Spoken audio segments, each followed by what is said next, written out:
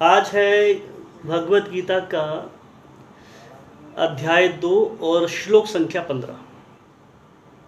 ओम नमो भगवते वासुदेवाय। ओम नमो भगवते वासुदेवाय। ओम नमो भगवते वासुदेवाय।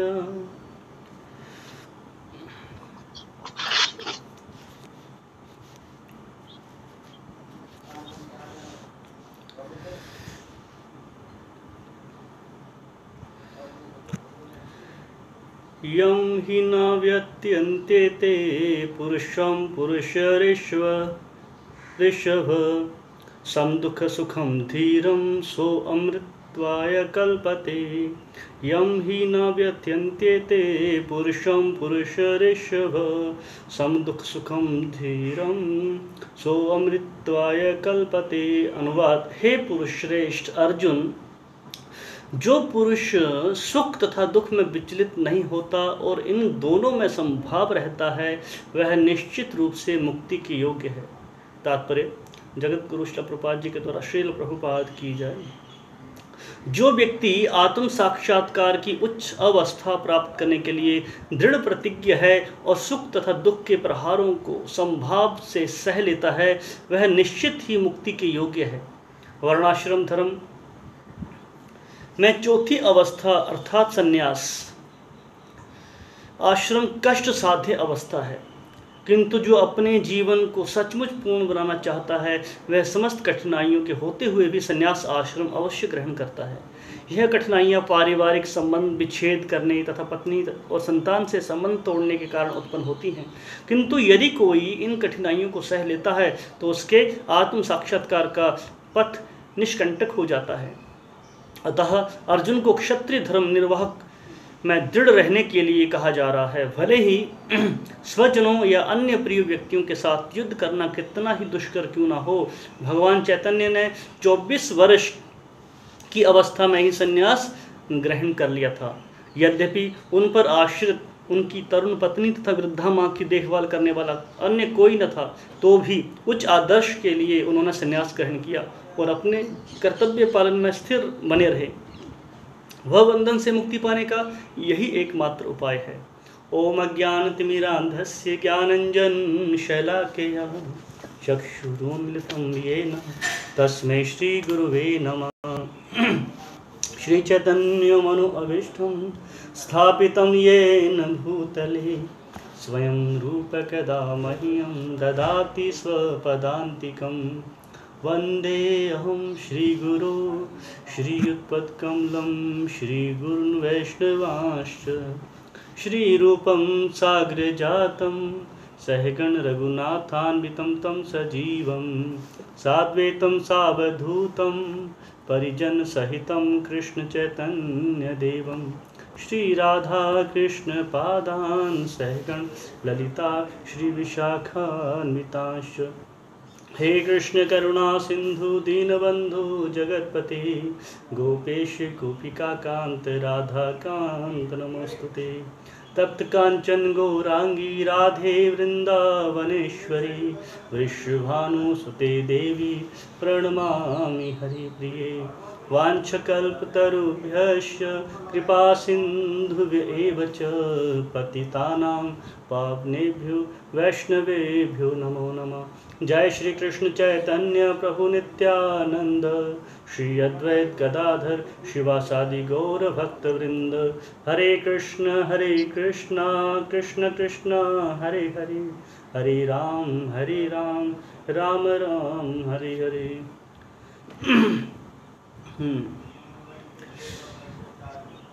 हे पुरुष श्रेष्ठ अर्जुन, जो पुरुष सुख तथा दुख में विचलित नहीं होता और इन दोनों में संभाव रहता है वह निश्चित रूप से मुक्ति के योग्य है। तो अब ये जो श्लोक है इसमें भगवान जो गीता कह रहे हैं इसका उद्देश्य बता रहे हैं। गीता का उद्देश्य क्या है?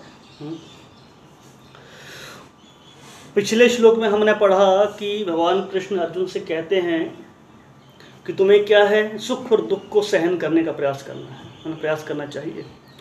और अब वो अर्जुन को उपदेश दे रहे हैं श्लोक में कि इसका परिणाम क्या होता है अगर हम सुख और दुख को सहन कर लेते हैं, है ना, तो इसका रिजल्ट क्या है। और यदि अर्जुन जो है सुख और दुख से विचलित नहीं होगा तो इससे होगा क्या। तो भगवान कृष्ण कहते हैं यहाँ पर कि वह क्या है, निश्चित रूप से मुक्ति के योग्य है। अगर कोई सह लेता है सुख और दुख को तो वो निश्चित क्या कह रहे हैं, मुक्ति के योग्य है। तो यहाँ पर श्लोक है, पहला जो लाइन है तो यहाँ है यम ही ना व्यत्यंते पुरुषम, अर्थात जिस पुरुष को ये व्यतीत नहीं करते, है ना, जिसको ये विचलित नहीं करते। तो क्या है जो विचलित नहीं करते इंसान को, वो क्या है। भगवान ने पिछले श्लोक में कहा था जो इंद्रियों के द्वारा सुख और दुख उत्पन्न होते हैं ना, जो हम इंद्रिय जो विषय हैं उनसे जो दुख और सुख उत्पन्न होते हैं उन्हें अर्जुन को सहन करना है, उन्हें सहन करें। तो यहाँ पे भगवान जिन सुखों और दुखों की बात कर रहे हैं वो क्या,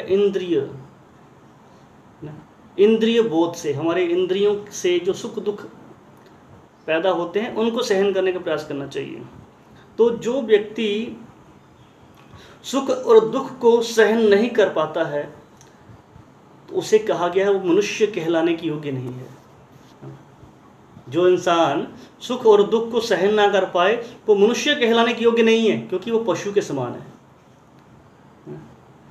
पशु ही ऐसा होता है जो सुख और दुख से चिंतित हो जाता है, व्यथित हो जाता है ना। क्योंकि पशु जो होते हैं उनके जीवन का दो ही लक्ष्य होते हैं। जो पशु तुल्य जीवन जिनका है, जो मनुष्य है तो शरीर का, पर उनकी कॉन्शियस जो है, उनकी सोच क्या है, पशुओं के तुल्य है। वो क्या है, उनके जीवन के दो ही लक्ष्य होते हैं। पहला कि बस किसी न किसी प्रकार सुख प्राप्त करने का प्रयास करना, बस सुखी होना है, ये उनके जीवन का लक्ष्य होता है।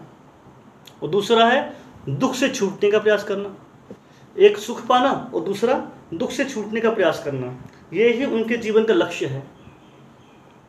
ये है पशु तुल्य इंसान। तो जो पशु तुल्य इंसान होते हैं, जो पशु हैं, बताया गया वो 6 प्रकार की चीज़ों से तुरंत परेशान हो जाते हैं, तुरंत विचलित हो जाते हैं। वो क्या है, वो 6 हैं, काम, क्रोध, लोभ, मोह, मद, मात्सर्य।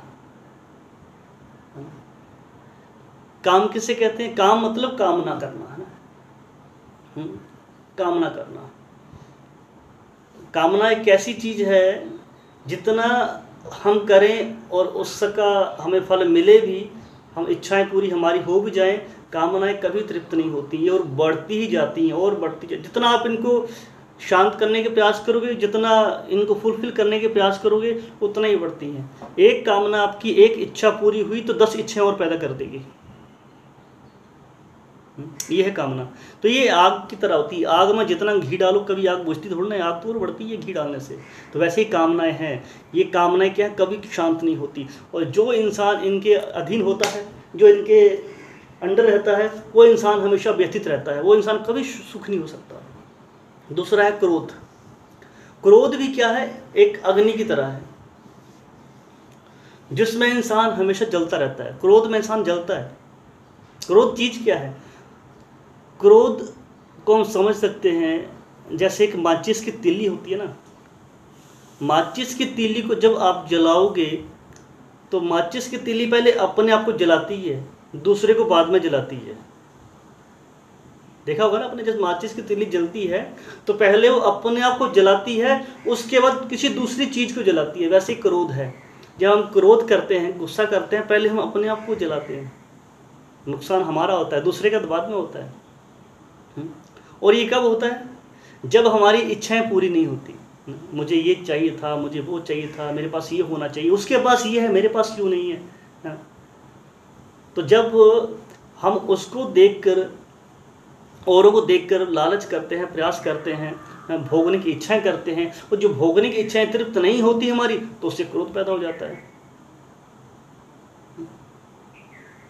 किसी से हम इच्छा करते हैं कि हमारी ये इच्छा पूरी करेगा, हमारी उम्मीदों पे खरा उतरेगा, और जब वो भी इच्छाओं पे हमारा उम्मीदों पे खरा नहीं उतरता इंसान, तब भी क्रोध आता है। क्यों? वो हमारी इच्छाओं को पूरा नहीं कर सका, हमारी कामनाओं को पूरा नहीं कर सका।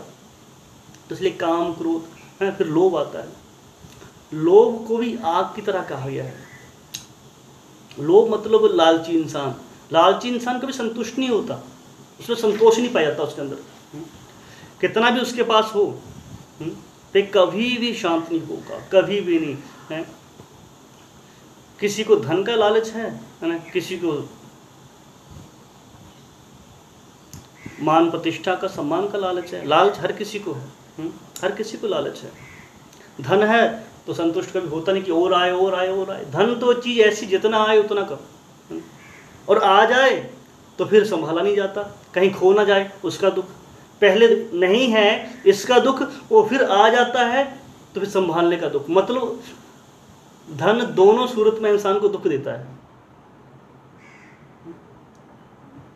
जैसे कि मैं पहले भी एक बार उदाहरण दिया था, रोड पे, फुटपाथ पे एक भिखारी सोता हो और सो रहा हो और उसकी जेब में फूटी कोड़ी भी नहीं है, कितने आराम से सोएगा। नींद उसकी मतलब सबसे बढ़िया नींद होगी, चिंता कोई नहीं, जेब में कोई कौन क्या निकालेगा। और जेब में किसी का 100 का नोट भी होगा ना, और रेलवे स्टेशन पे फुटपाथ पे सोएगा तो जेब पे हाथ रख के सोएगा, कहीं नोट ना निकल जाए जेब से। मतलब कितनी चिंता है उसको, कहीं खो ना दे। तो मतलब दोनों सूरत में है तब दुख, नहीं है तब दुख। लोभ ऐसा है। और फिर मोह। मोह क्या है? मोह किसे कहते हैं? मोह कहते हैं आसक्ति को, है ना। जब है उससे आसक्ति, किसे? भोगों से। मुझे भोगना है, भोगने से इंसान की आसक्ति होती है।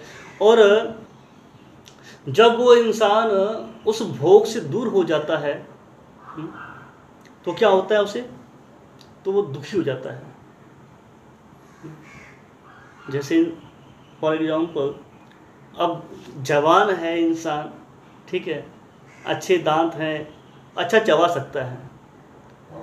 जब चबा नहीं पाता दुख होता है। दुनिया वाली हड्डियां चबा रहे, मैं नहीं चबा पा रहा हूँ। लोग कहते हैं मैंने तो मांस खाना छोड़ दिया। सीधा बोला, दांत नहीं रहे इसलिए छोड़ दिया, है ना। तो वैसे ही उसे दुख होता है कि भोग नहीं पा रहा है, कि मोह से आसक्ति है, उसको भोगने से आसक्ति है। जब भोग नहीं पाता है इंसान, जो भोगों से आसक्ति हो जाती है, मैंने ये भी भोगना था, दुनिया इतना अच्छा भोग रही है ना। तो भोगना इंसान चाहता है पर भोग नहीं पाता। तो जो भोग को भोगने की इच्छा है वो मोह है। तो इंसान बड़ा दुखी होता है कि मैं भोग नहीं पा रहा हूँ, बड़ा इंसान व्यथित हो जाता है उस टाइम। फिर मद। मद क्या होता है? अभिमान होता है ना, घमंड। जब इंसान के पास कोई चीज़ आती है तो उसे बड़ा घमंड हो जाता है ना, कि मैं बड़ा श्रेष्ठ हूँ, मेरे पास ये है वो है, दुनिया जहान का। तो इंसान पागल हो जाता है घमंड के कारण, अभिमान के कारण। और जब उसका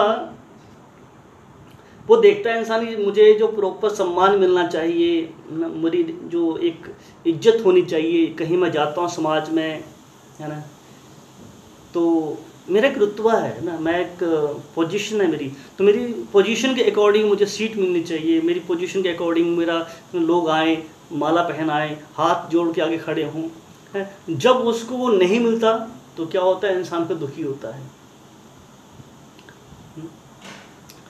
तो ये भी बड़ा दुखदायक चीज़ है। फिर मत्सर कहते हैं। मत्सर किसे कहते हैं? ईर्ष्या। ईर्ष्या ये भी आग की तुल्य होती है। ईर्ष्या होती है दूसरों को देखकर कि ये इंसान ज़्यादा भोग रहा है, इसके पास ज़्यादा सुख सुविधाएं हैं। एक दूसरे को देख के ईर्ष्या करता है इंसान। कहता है इंसान अपने दुख से दुखी नहीं है, इंसान दूसरों के सुख से दुखी है। दुर्योधन को देखते हैं हम। दुर्योधन के पास किसी चीज़ की कमी नहीं थी। कहता है दुर्योधन के कंधे पे लक्ष्मी का वास था। दुर्योधन के कंधे पे लक्ष्मी का वास था। इसलिए ही जब युधिष्ठिर महाराज ने यज्ञ किया था तो भगवान कृष्ण ने दुर्योधन को क्या किया? दान देने की सेवा में लगाया कि जितने लोग आते हैं, साधु आते हैं, भिखारी आते हैं, उनको क्या है, दुर्योधन दान दे। क्यों? कृष्ण जानते थे दुर्योधन जितना देगा उससे डबल आएगा। दुर्योधन का ही गुण था, लक्ष्मी का उसके कंधे में वास था, तो फिर भी इतना कुछ उसके पास था, फिर भी संतुष्ट नहीं था। क्यों? ईर्ष्या थी पांडवों से। क्या ईर्ष्या? कि पांडवों की पत्नी बड़ी सुंदर है, द्रौपदी बहुत सुंदर थी, ये ईर्ष्या थी। उनके पास बहुत धन ऐश्वर्य है, इससे ईर्ष्या थी। तो दुर्योधन ईर्ष्या करता था पांडवों से, तो ये ईर्ष्या क्या होती, ये भी आग के तुल्य है। तो भगवान यहाँ कहना चाह रहे हैं यहाँ पे श्लोक में कि जो व्यक्ति जो है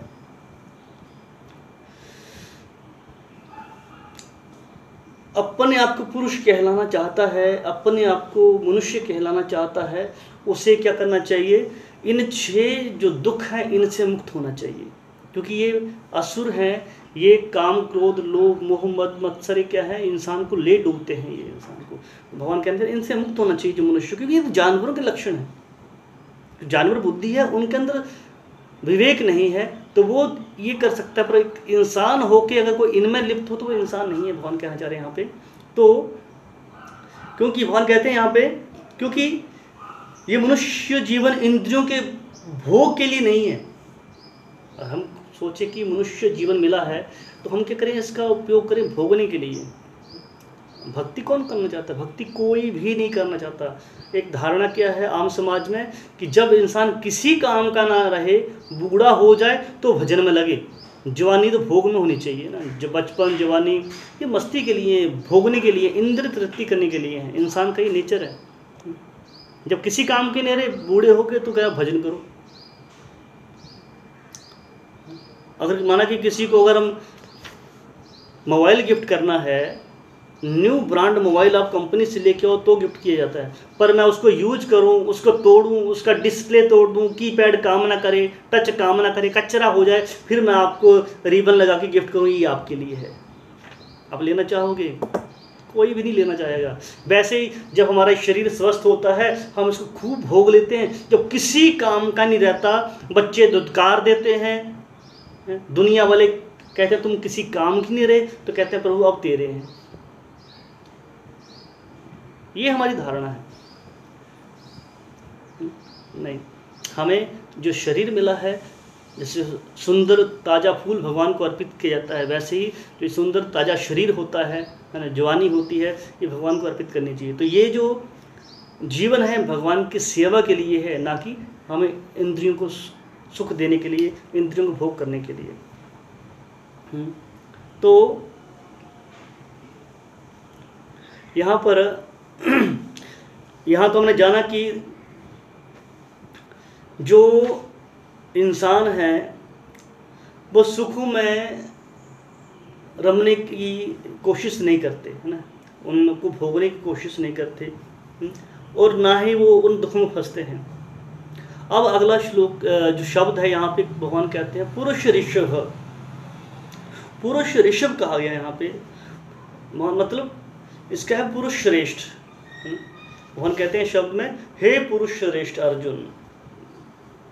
तो यहाँ पर भगवान अर्जुन को पुरुष श्रेष्ठ क्यों कह रहे हैं?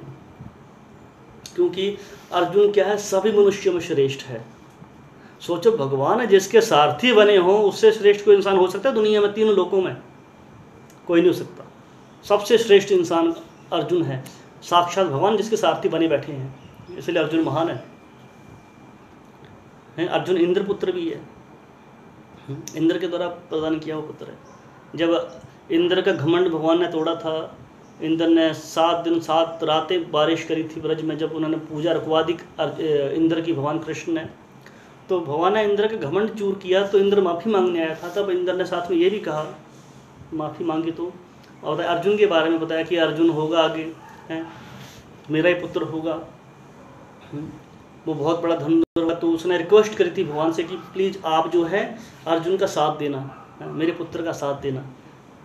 तो एक तो इंद्र के कहने से भी भगवान ने अर्जुन को अपना मित्र बनाया था और ध्यान रखा था, तो इसलिए अर्जुन क्या है, पुरुष श्रेष्ठ है। अगला शब्द क्या है यहाँ पे, भगवान कहते हैं यहाँ पे सम दुख सुखम। धीरम, है, सम दुख सुखम धीरम, अर्थात वो व्यक्ति जो धीर है, जो सुख और दुख में समान रहता है ना, उसको सुख और दुख विचलित नहीं कर पाते, है ना। जिसमें कल कहा था, सुख आता है तब भी भगवान की कृपा समझता है, दुख आता है तब भी भगवान की ही कृपा समझता है ना। तो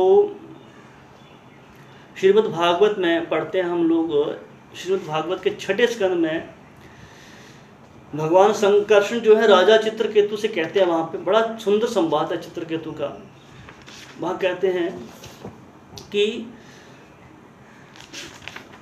पति और पत्नी परस्पर सुख प्राप्त करने तथा दुख को कम करने की कई प्रकार योजना बनाते हैं, किंतु उनके कर्मों से ना तो कभी सुख प्राप्त होता है और ना ही दुख में कमी आती है। ये भगवान कह रहे हैं चित्रकेतु से। उल्टे क्या होता है, अत्यंत दुख ही मिलता है, अत्यंत दुख ही मिलता है, दुख कभी कम होता ही नहीं। देखो दुनिया पूरी दुख को कम करने का प्रयास कर ही रही है, पर हो क्या रहा है, हमारे हाथ में कुछ भी नहीं है।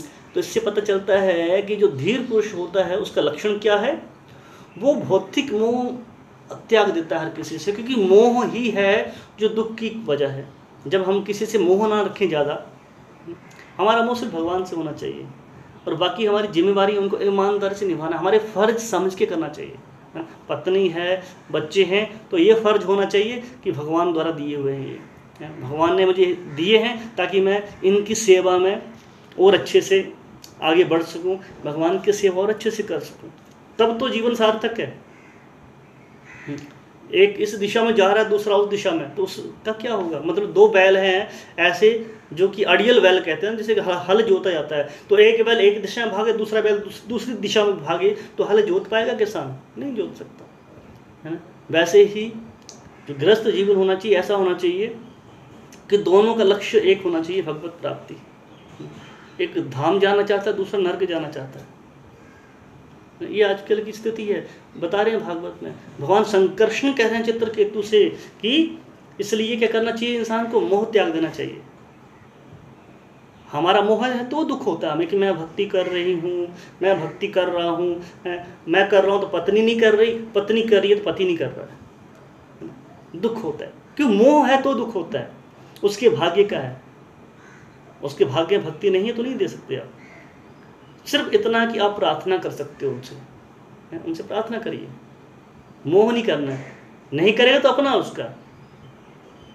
इंसान के रास्ते अलग हैं कि ये मेरे काम है, कोई किसी के काम नहीं आता। पहले कहता हूँ, कहते हैं पत्नी दरवाजे तक है, बच्चे शमशान घाट तक है, जाना अकेले है, कोई साथ ना गया था ना साथ जाएगा। तो हमें फालतू का जो है मोह त्याग देना चाहिए। प्रभुपाद जी कहते हैं, तात्पर्य लिखा है यहाँ एक गीता में लिखते हैं एक जगह में प्रभुपाद जी तात्पर्य में कि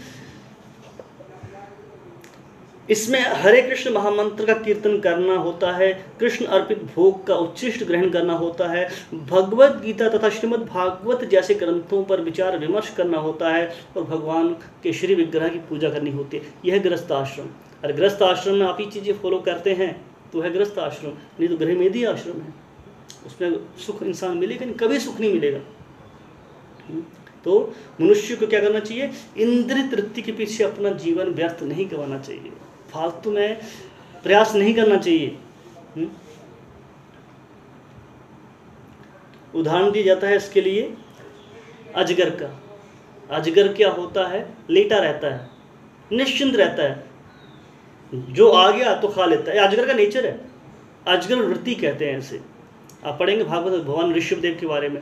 ऋषभदेव क्या अजगर प्रवृत्ति के थे, नेचर के थे, राजा थे, बाद में संन्यास लिया, दिगंबर बने, तो लेटे रहते थे एक जगह पे, कहीं कोई आके दे के गया तो खा लिया, नहीं तो भूखे रहते थे। तो मतलब कहने का ये है, हमें फालतू का प्रयास नहीं करना है। इसका मतलब ये नहीं कि बिकॉज आप उस आश्रम में नहीं, आप गृहस्थ आश्रम में, तो गृहस्थ आश्रम में काम करना है ना, काम करना पड़ेगा। बट कहने का मतलब ये है, फालतू का गधों की तरह काम नहीं करना है। जितना जरूरत है इंसान को उतना ही कमाना चाहिए। 8 घंटे काम कहा तो 8 ही करो, हम तो ओवर टाइम करेंगे जी, ओवर टाइम करें ना, नींद पूरी होगी और हेल्थ ऊपर से और ख़राब होगी। 4 पैसे कमा भी लिए ओवर टाइम करके, तो आज कमाए हैं, कल उस हेल्थ को दोबारा रिकवरी में लगा देंगे पैसे को, तो फ़ायदा कैसे पैसे का। पहले पैसा कमाने के लिए जीवन बिता दिया, और जब पैसा कमाया तो उसमें हेल्थ खो दी थी, फिर हेल्थ को सुधारने में पैसा लगा दिया। तो मूर्ख नहीं तो क्या हुआ इंसान वो? महामूर्खों का राजा कहा जाएगा उसको। तो उस दुनिया यही कर रही है, सारी दुनिया आज यही कर रही है। तो व्यक्ति को करना चाहिए, इनमें फालतू का प्रयास नहीं करना चाहिए, क्योंकि ये बेकार चीज़ें हैं। अगला शब्द है यहाँ पर गीता में, सो अमृतत्वाय कल्पते। सो अमृतत्वाय कल्पते, इससे क्या मतलब कि वह व्यक्ति क्या है, अमृत पाने की योग्य है। अमृत मतलब क्या है? अमृत मतलब है वो मृत्यु के बंधन से मुक्त हो जाता है। मृत्यु का बंधन है, इससे मुक्त होना अमृत है। श्रीमद् भागवत में भगवान कपिल देव अपनी माँ से कहते हैं, 3 स्कंद में वह कहते हैं कि इस प्रकार वह मृत्यु के पाश में बंध कर लेट जाता है। एक जीव का वर्णन कर रहे हैं कि जीव की स्थिति क्या, मरते समय उसकी स्थिति क्या है। कहते हैं कि वह मृत्यु के पाश में बंध कर लेट जाता है, विलाप करते हुए उसके मित्र तथा उसके संबंधी उसे घेर लेते हैं। वो कोशिश करता है उनसे बात करने की, पर बात नहीं कर पाता, उनको देख के मरता है।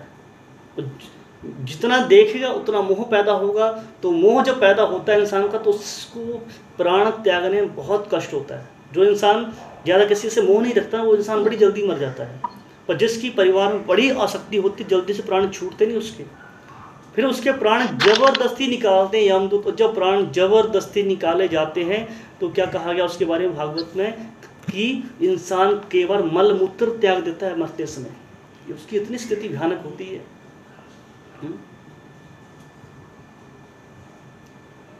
तो इंसान को क्या करना चाहिए, कभी भी ज़्यादा मोह किसी से नहीं रखना चाहिए, किसी से मोह नहीं होना चाहिए, कोई भी हो चाहे।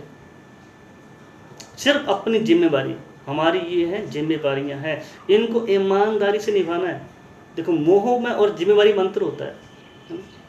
माता पिता अपने बच्चों का पालन पोषण करते हैं कि जिम्मेवारी की तरह करना चाहिए, मोह के कारण नहीं। ज़्यादा अंतर नहीं है इसमें, पर बहुत बड़ा अंतर भी है इसके अंदर।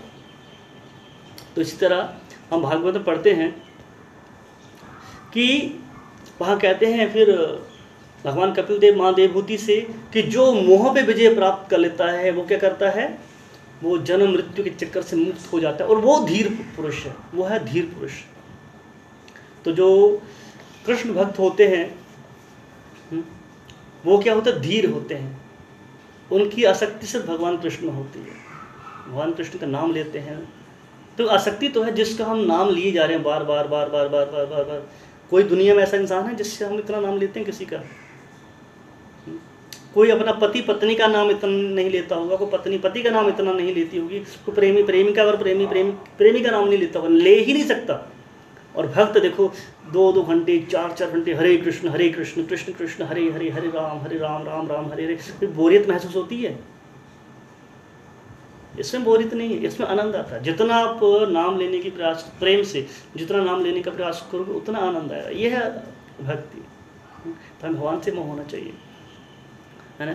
तो कैसे कोई मृत्यु पर विजय प्राप्त कर सकता है ना। यहाँ कहा गया है कि वो क्या है, सो अमृतत्वाय कल्पते, वो क्या है, अमृत पाने की योग्य है, यानी वो भव बंधन से, मृत्यु से छूट जाता है।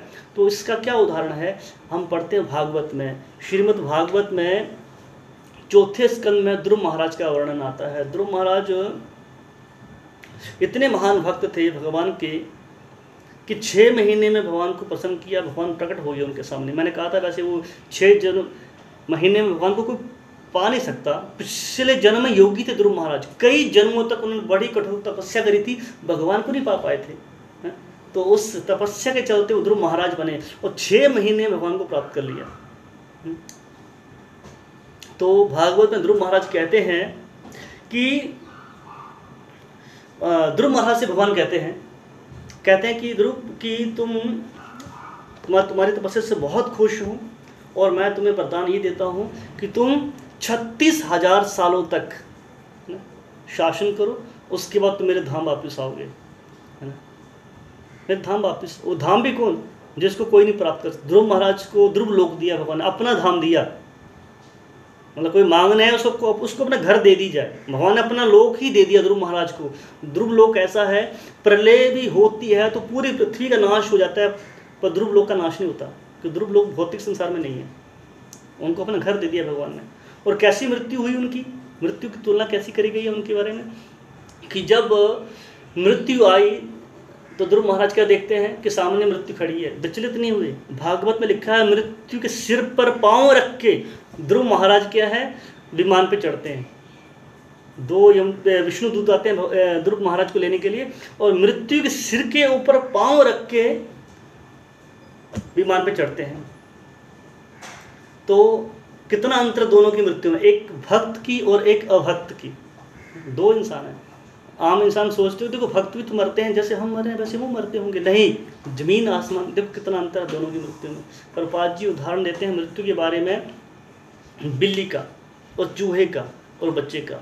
जैसे बिल्ली अपने दांतों में क्या करती है, चूहे को पकड़ती है, तो चूहा क्या मजा बना, उसको मजा आता है, अरे वाह मजा आया, नहीं, उसकी चटनी बन जाती है। जब मृत्यु आती है अभक्तों के लिए, जो नॉन डिवोटीज हैं उनके लिए चूहे की तरह होती है, उसको मार देती है। पर जब वही मृत्यु आती है भक्त के लिए तो कैसे, एक जैसे बिल्ली अपने दांतों में बच्चे को उठाती है, और बच्चा कितना सेफ होता है, सुरक्षित होता है ना, बच्चे को कोई दर्द नहीं होता, और कितने आराम से उठा के आगे रख देती है। वैसे ही मृत्यु जो होती है भक्त के लिए क्या करती है, आती है बच्चे की तरह उस भक्त को उठाती है और अगले जगह पहुंचा देती है, उसको दुख तकलीफ नहीं होती। तो इस तरह से इस श्लोक का जो भाव है कहने का, इसका जो कंक्लूजन है वो यही है कि व्यक्ति को प्रयास करना चाहिए, पेशेंस के साथ, धैर्य के साथ इन सुख दुखों को सहन करना चाहिए ना, और साथ में भजन करना चाहिए, जैसे ध्रुव महाराज का हुआ बाद में, भजन करना चाहिए। और इसका परिणाम क्या होगा कि हम जो है इस जन्म मृत्यु का चक्कर है इससे मुक्त हो जाएंगे, और भगवान की जो नित्य सेवा है, शाश्वत सेवा, जीवे स्वरूप है कृष्ण नित्यदास, हमारी जो रियल पहचान है, आइडेंटिटी है, वो क्या है, we are the servant of Krishna, हम भगवान के दास हैं। तो जो हमारी दासता है भगवान की सेवा करने में है। मैं अक्सर कहता हूँ कि हम बस सेवा कर रहे हैं, क्योंकि नेचर हमारा सेवा करने का है, पर गलत इंसान की कर रहे हैं, गलत जगह पे कर रहे हैं। कोई माँ बच्चों की सेवा करने में लगा पड़ा है, जिसके बच्चे नहीं, वो कुत्ते बिल्ले पाल के उनकी सेवा करने में लगा पड़ा है, पर सेवा करेगा इंसान, नेचर है उसका। तो हमारा भाव होना चाहिए हम भगवान की सेवा करें। भगवान की सेवा करने से जैसे ध्रुव महाराज की गति हुई, वैसे भक्त की गति हो सकती है। और भक्त की गति पानी है तो भजन करना पड़ेगा, नहीं तो फिर मृत्यु आएगी और जैसे चूहे को पकड़ती है वैसे लेके जाएगी। दुख तकलीफ भागवत में बता रहे कपिल भगवान माँ से कि कैसी स्थिति होती है। तो भक्त को चिंता होनी चाहिए इस बात से, ये चिंता का विषय है। चिंता चिता समान नहीं, चिंता जरूरी, चिंता होनी चाहिए भक्ति के मामले में। चिंता वो है दुनिया जहान की, ये है वो है, ये होना चाहिए वो होना चाहिए, नहीं, वो चिंता नहीं। चिंता ये कि मैं भजन क्यों नहीं कर पा रहा हूँ, मैं नाम में रुचि क्यों नहीं आ पा रही है, आज मैंने कैसे सत्संग कैसे मिस कर दिया, आज मैंने माला पूरी क्यों नहीं करी। भक्त वो होना चाहिए जिस दिन 16 माला नहीं उस दिन खाना मत खाओ। सजा देना जरूरी है अपने आप को। जब सजा मिलती है ना तो इंसान क्या होता है, आगे से ध्यान रखता है। तो यहाँ सजा तो कोई देगा नहीं, हमें सजा खुद अपने आप को देनी है। प्रयास करो, जरूरी है, एक तपस्या है ये सारी। तो बिना तपस्या के तो कुछ मिलने वाला है नहीं दुनिया में। जब भौतिक चीज़ भी हमें हासिल करनी, कितनी तपस्या करते हैं, छोटी तुच्छ चीज़ें ये सारी क्षणिक हैं, उनको पाने के लिए इतनी तपस्या इंसान करता है, गधे की तरह मेहनत करता है। तो भगवान को पाना है तो कुछ तपस्या नहीं करनी पड़ेगी, करनी पड़ती है। इतने चीप नहीं है भगवान कि तुरंत मिल जाएं, जो बाहर के लोग करते हैं। चीप, भक्ति को चीप बना रखा है, भक्ति इतनी चीप नहीं है। हमें भक्ति करनी है शास्त्रों के अनुसार। शास्त्रों के अनुसार भक्ति नहीं करोगे तो समाज में पाखंड फैलता है उससे। श्रुति स्मृति पुराण आदि पंचरात्रम विधिम बिना कहते हैं। श्रुतियों स्मृतियाँ पुराण हैं, पंचरात्र हैं, इनकी विधियों के बिना भक्ति करते हो, एकांतिक हरिहर भक्ति है। तो क्या समाज में उत्पात मचता है इससे, और हो ही रहा है। आज कौन शास्त्रों को पालन कर रहा है? अपनी मर्जी, जो मर्जी है व्रत कर लिया, जो मर्जी आया ये कर लिया, जो मर्जी है वो पूजा कर ली, जो मर्जी है मन उसकी पूजा कर ली, यहाँ चले गए वहाँ चले गए, ये मन से है। 16वें अध्याय में कहा गया 23वें श्लोक में कि जो शास्त्रों की अवहेलना करते हुए ये करता है उसकी न इस लोक में न उस लोक में गति है। तो शास्त्रों का पालन करना है, ध्यानपूर्वक जप करना है, ध्यानपूर्वक श्रवण करना है भगवान की कथा का, तब हमारा उद्धार हो पाएगा। ठीक है, हरे कृष्ण।